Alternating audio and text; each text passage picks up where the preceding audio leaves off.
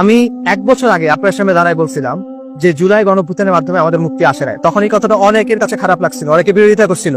কিন্তু এখন এই কথাটা সবার সামনে স্পষ্ট যে জুলাই গণঅভ্যুত্থানের মাধ্যমে আমাদের মুক্তি আসে নাই। আমরা সেই একই চক্রের মধ্যে পড়ে গেছি আবার। কেন হয়েছে এটা? কারণটা হলো আমরা মুক্তির ভুল সংজ্ঞা নিচ্ছি, আমরা ভুল জায়গায় মুক্তি খুঁজতেছি, আমরা মুক্তির সংজ্ঞা নিচ্ছি পশ্চিমের কাছ থেকে। এই জন্য কখনো আমরা মুক্ত তো হইতেই পারতেছি না, কখনো আমরা ভারতের গোলামি করতেছি, কখনো আমরা আমেরিকার গোলামি করতেছি। মুক্তির সংজ্ঞা আল্লাহ আযজা ওয়া জাল আপনাকে কোরআনে বলছে, আল্লাহু ওয়ালিয়ুল্লাযিনা আমানু ইউখরিজুহুম মিনাজ যুলুমাতি ইলান নূর। আল্লাহ হলেন মুমিনদের ওয়ালি, তিনি মুমিনদেরকে অন্ধকার থেকে বের করে আলোর দিকে আনেন।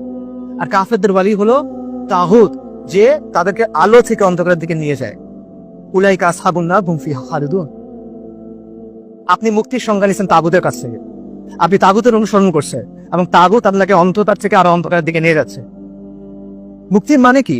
মুক্তির মানে হলো আপনি আল্লাহ সন্তুষ্টি অর্জন করবেন, আপনি আখিরাতে নাজাত পাবেন এবং দুনিয়াতে আপনি ওই জিনিসটা বাস্তবায়ন করবেন যেটা আল্লাহ বাস্তবায়ন করাইতে চান। সাহাবে রবি ইবনে আমর রাদিয়াল্লাহু আনহু, উনি পারস্যের সেনাপতি রুস্তমের কাছে কি বলছেন? এই কথাই তো বলছেন। তাকে প্রশ্ন করা হয়েছে, তোমরা এখানে কেন আসছো? তিনি বলছেন, আমাদেরকে আল্লাহ পাঠাইছেন। কেন? মানুষকে মাখলুকের গোলামি থেকে বের করে খালেকের গোলামির দিকে নিয়ে যাওয়ার জন্য, মানুষকে দুনিয়ার সংকীর্ণতা থেকে মুক্ত করে দুনিয়া এবং আখিরাতের প্রশস্ততার দিকে নিয়ে যাওয়ার জন্য। আল্লাহ আমাদেরকে পাঠাইছেন মানুষকে ধর্মের অন্যায় এবং অবিচার থেকে বের করে ইসলামের আদরের দিকে নিয়ে যাওয়ার জন্য। এটাই তো মুক্তি, এটাই তো আজাদু। কিন্তু আপনি সেটা চাচ্ছেন না। আপনি খুঁজতেছেন কোন জায়গায়? আপনি খুঁজতেছেন পশ্চিমা মতবাদের মধ্যে।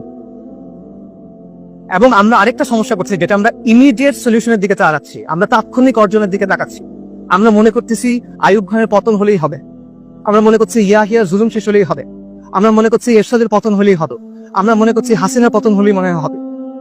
ভবিষ্যতে পতন কিছু হয় নাই, কারণ আপনি বারবার ব্যক্তি পরিবর্তন করতেছেন। আপনার সমস্যা ব্যক্তি নিয়ে না, ব্যক্তি একটা সমস্যা অবশ্যই, যে সমস্যার গোড়া কোথায়? ব্যবস্থায়। আপনার ব্যবস্থা পরিবর্তন করতে হবে। যতক্ষণ পর্যন্ত আপনি ব্যবস্থা নিয়ে পরিবর্তন করতে না পারতেছেন, ততক্ষণ পর্যন্ত আপনার সমস্যার সমাধান হবে না।